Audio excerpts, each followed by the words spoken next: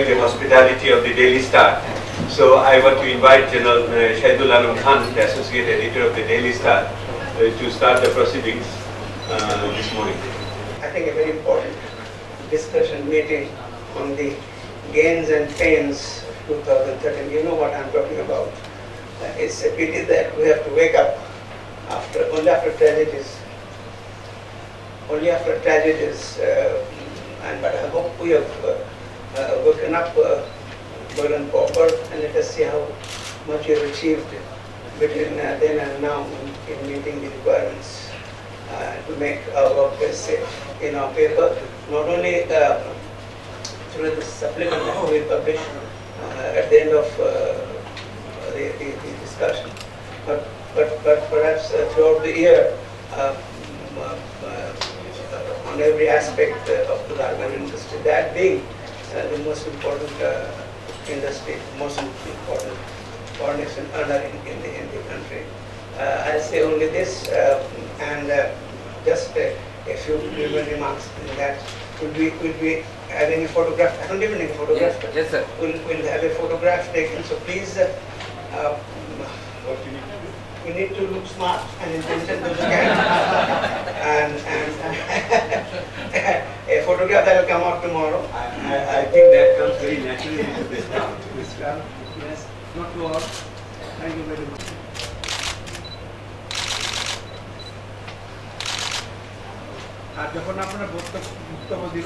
When you make an intervention during the course of the discussion, please state your name and your calling, so that can be mentioned in our supplement that we will publish.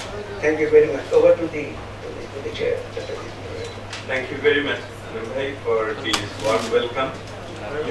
Your camera, the digital one, sounds more like a submachine gun when you go through it. It really makes me feel a bit wary. But let's continue with the introductions. The other organizer of the event is the Bangladesh University, and we are very pleased to have here with us Mrs. Thank you so much for being here this morning.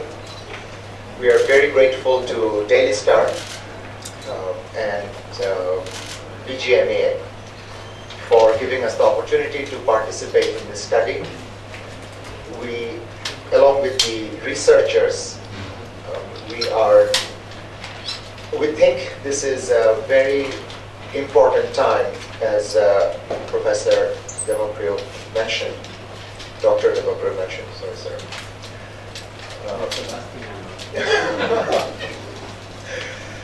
That it's a very timely research material, because the whole sector is going through a transformation, as we all know. It's a major export earner, and you may recall we have also done recently from Bangladesh University Urban Lab another study regarding FAIR, that it's a feasible project, and you'll be pleased to know that after that study, Bangladesh Bank came up with funding, and a number of garment factories are in the process of constructing such housing. So we look forward to conducting additional studies in the garment sector, so that we can all enrich collectively from deeper knowledge, better branding, and international reach. With that, I end my comments and turn the floor over to Dr. Beck. Thank you very much. I think it's very enlightened move on the part of the university to support this study, and definitely the collaboration which we see is very, very fruitful. And so I do recognize the presence of many eminent people today morning, including the captains of the trade. So to have a much more cozier interactions, it will be good if we can introduce ourselves so that we can start the proceedings after that. Why don't you start from here, Asif?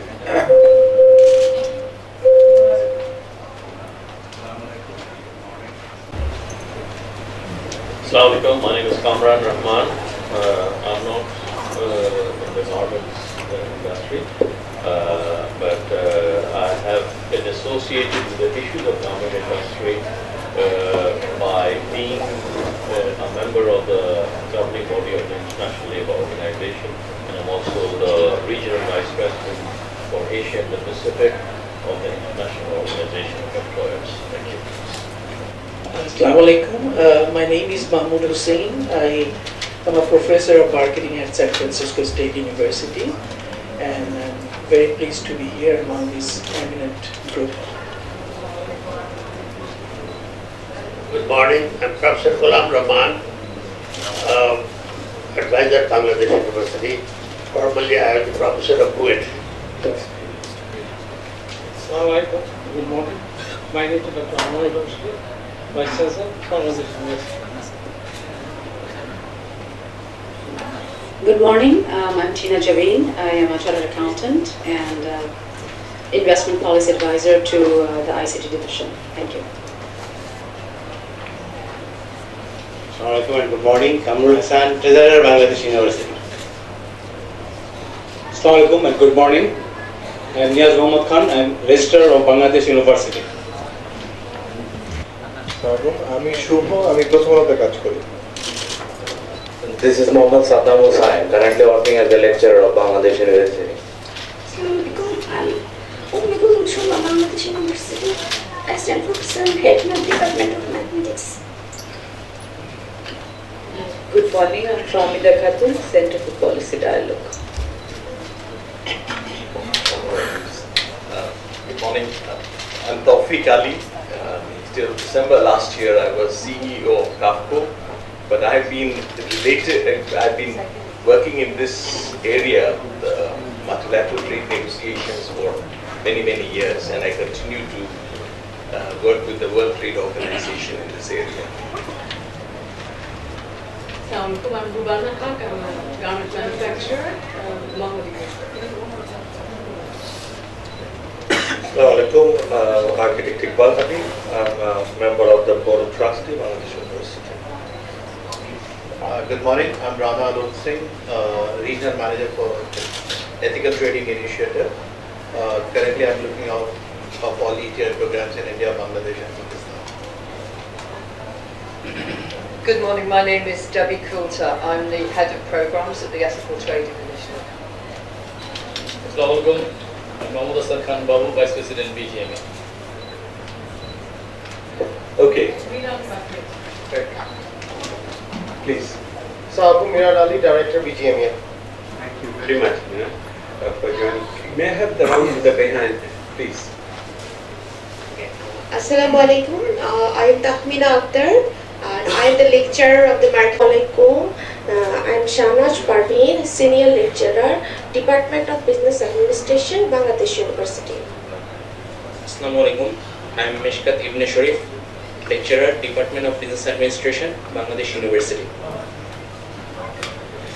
Assalamu alaikum. I am Syed Atishan Qadir, Mahmoud. Mohammad Tuhib Hussain, Lecturer of Bangladesh University. Assalamu alaikum. I am Jawad Chakraborty, the Senior Lecturer of Business Administration, Bangladesh University. Assalamu alaikum, Farjana Salam, Senior Lecturer, Bangladesh University. Assalamu alaikum, I'm Jakia Rizwana Haq, Senior Lecturer, Department of Business Administration, Bangladesh University. Nesa, Student, Business Administration, Bangladesh University. Assalamu alaikum. I'm Asad Asad, a student of Bangladesh University. Assalamu alaikum. I am Nisa Dinala, student of Bangladesh University. Assalamu alaikum. Samir Islam, student Bangladesh University. Assalamu alaikum. This is Mohammad Kharum Rafi, student of Bangladesh University. Assalamu alaikum. This is Amir Mahmoud Hassan, student of Bangladesh University. Mehnaz Alom, student, Department of CSE. Aznati Shorna, student of Bangladesh University. Students of Bangladesh University of CSE Department. That we have the right set of crowd for the discussion. We do have the business leaders. We do have also those who look at the labor relationship. There are people who have done trade negotiations at the global level, which concerns the garments industry. We do have those who are concerned about the ethical standards of such of this trade, and there are many policy analysts over here who have been doing their career investing time in this cause. So I think we have a perfect crowd over here which can do justice to reflect on the presentation which is just going to happen. The paper which has been prepared, as has been mentioned, is quite timely. possibly amidst one of the challenges of our time when we need more knowledge in terms of getting the things forward. And the kickoff point is, of course, the Rana Plaza event, and as we proceed towards the celebration, or not the celebration, commemoration of the 4th anniversary, I think it is just in the nick of time to come with this study. The study, as you have heard already, has been authored by 2 distinguished scholars. One of them is Wamik Umaira. I know her for quite some time. She came to my office possibly a decade back to do her thesis on corporate social responsibility without revealing her family identity, and I took quite seriously of that time. And she since then has graduated from Columbia, has been with the ILO in Geneva quite some time looking at the Better Works programs, and now she is an independent consultant and has the direct exposure to the sector. The other person and who will be presenting the paper today is Dr. Mahmood Hussain. Mahmood Hussain comes with a distinguished academic career. He wrote his first, I think this is what he has mentioned, on the garments industry during his university days and his idea days, and done his PhD on child labor issues and international trade, one of the critical issues which we have confronted in our journey towards a sustainable RMG sector in Bangladesh. And he is a teacher, as he has mentioned. He is an economist. Don't hold it against him. And from the College of Business, Department of Marketing, and the San Francisco State University. And San Francisco State University has collaborated with the Bangladesh University in preparing this study. So with immense pleasure and expectation and in anticipation, I am inviting Dr. Mahmood Hussain to present his paper. Why I've been invited over here, usually the moderator is invited for their 2 qualities. Either they have to have a pretty face or they have to be very ruthless timekeeper. Since I am not the first one, I'll be the second one much more aggressively. So you have 15 to 20 minutes maximum, so that we can have a good discussion, because it will be unfair to the people who are around here, didn't get their save, and some of them will have to go to other meetings as well, have been alerted. Dr. Mahmood Hussain, the floor is yours. It is truly delightful to be here. I mean, when I was a student at IPA in 1989, I wrote my first paper on export incentives in the garment sector, and I still remember when I wrote that garments industry had about 700,000 workers, and it's probably now 7 million.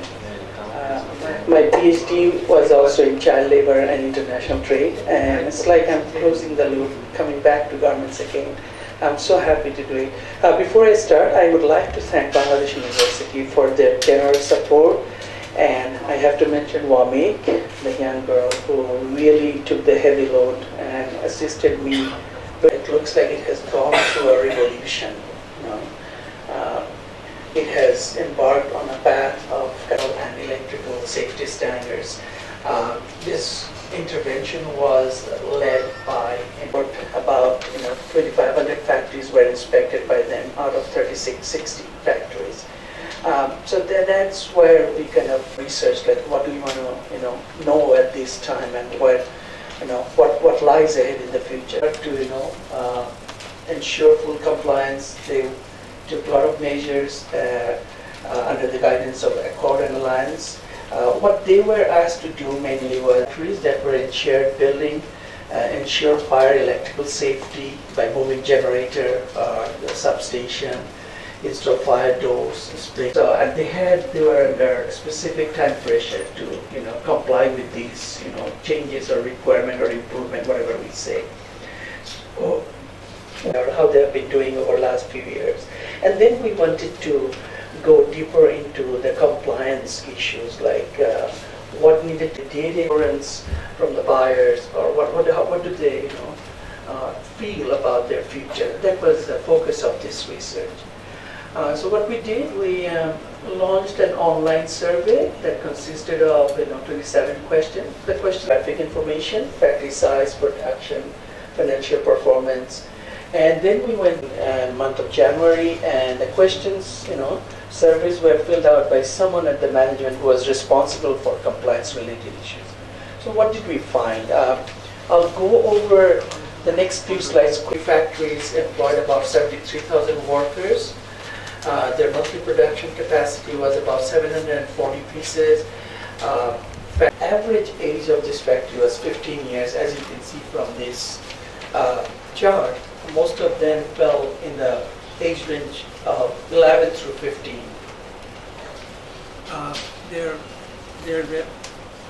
Their revenues, you see, this also covers a wide range of factories in terms of their revenues.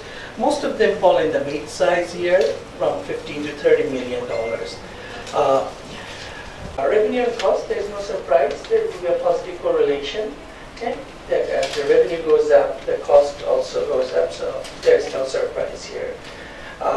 What was their performance between 2013 and 2016? The average growth rate was about 4.8. The smaller ones actually showed negative growth, kind of a little bit disconcerting. But now the corrective action plans. What we saw here, 85% of the factories, and you see here, and then followed by fire-related construction, retrofitting, detail engineering, lighting protection system, substation. Okay, 3-4 issues. Looks like larger factories kind of have the capacity probably to be proactive, even before this thing.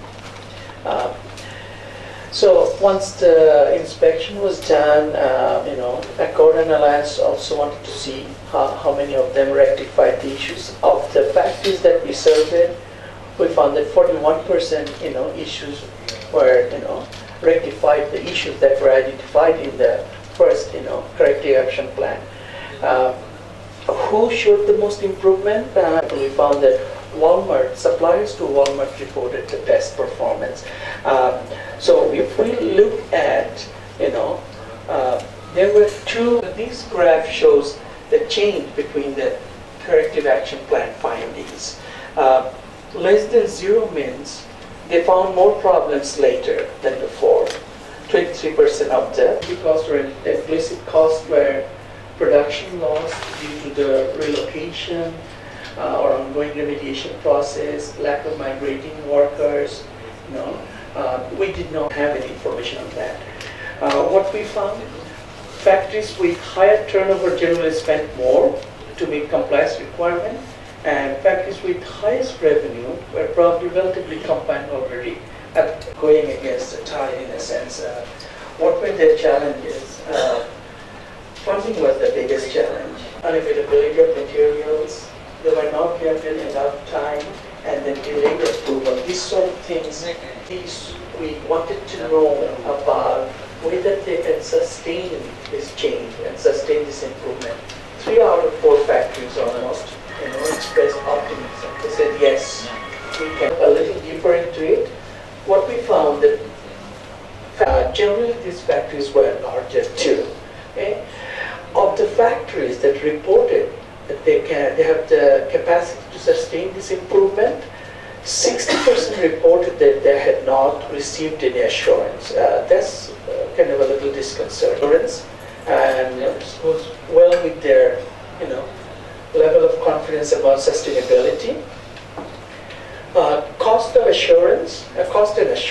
What we saw, is there a relationship between who spent less than 100,000? 63% of them think that order placement will go up. Here we see those who spend between 300,000 and 800,000, only 38% think their order placement will go up. So it looks like factories that had not received assurance, they are spending more. Little bit puzzling what is going on. So what we, what we inferred from this is 2 things. Either the factories that received assurance were already relatively compliant, and because they had received assurance from buyers, they were less likely to spend more to meet requirements. We self-audit ourselves, we become introspective, we look into our own problems and try to come up with solutions before someone comes and shows it to us. Another cautionary note that we felt is worth noting here is factories should not engage in a race to the bottom price quotes. Okay? That's kind of another kind of challenge, but that were beyond the scope of this research. But we felt that factories need to kind of pay attention to this. That was overall our, kind of recommendations, that be proactive, do something, be ready for the change, look ahead. That was our goal. So before I conclude, I have just a few points. First of all, this was a very small scale survey, done with a small sample. So it was an exploratory study. Findings and recommendations are indicative. Definitely it warrants a large scale academic study of all